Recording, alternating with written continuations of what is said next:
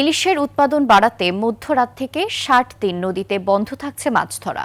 এরই মধ্যে ফিরতে তীরে শুরু করেছেন জেলেরা। নিষেধাজ্ঞা কার্যকরে অভিযান চালাবে মৎস্য বিভাগ। চাঁদপুর প্রতিনিধি নেয়ামত হোসেন ও ভোলার মেজবা উদ্দিন শিপুর তথ্যচিত্রে দেখুন ডেস্ক রিপোর্ট। মধ্যরাত থেকে মাছ ধরায় নিষেধাজ্ঞা, জেলেরা তাই ফিরতে শুরু করেছেন নদী থেকে তীরে। ইলিশের উৎপাদন বৃদ্ধির লক্ষ্যে ২০০৬ সাল থেকে পদ্মা মেঘনার ৭০ কিলোমিটার এলাকায় মাছ ধরায় ২ মাসের নিষেধাজ্ঞা থাকে প্রশাসনের।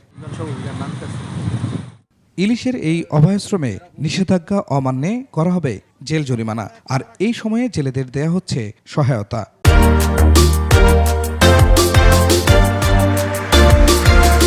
পোস্টার, লিফলেটিং, মাইকিং, ব্যানার ইত্যাদির মাধ্যমে তাদেরকে আমরা ভিডিও স্কলের মাধ্যমে আমরা এটা প্রচার করছি। প্রতি মাসে ৪০ কেজি হারে ইতিমধ্যে বিজিএফটার বরাদ্দ প্রদান করেছে, সেটা আমরা উপজেলা পর্যায়ে পাঠিয়েছি।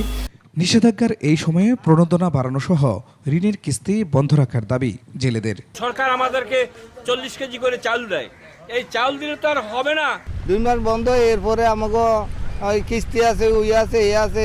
কিস্তি 2 মাসের জন্য বন্ধ রাখে সরকার, তো আমাদের জন্য ভালো হইতো। টিকতে না পারে হেরা আমরা হিরা চুরি করে গাঙো যাইতে হয়, হেরা আমল জেল দেয়। ঠিকঠাক মতন চলতে পারি, এভাবে যেন সরকার আমাদেরকে একটু সহযোগিতা করে। এনজিওদের যে সমন্বয় সভা আছে, আমি তাদেরকে ডাকবো এবং ডেকে তাদেরকে আমি অনুরোধ করব এই 2 মাসের জন্য যদি তাদের কিস্তি না নেওয়া হয়। 1 মার্চ থেকে 30 এপ্রিল পর্যন্ত মাছ ধরায় থাকছে এই নিষেধাজ্ঞা।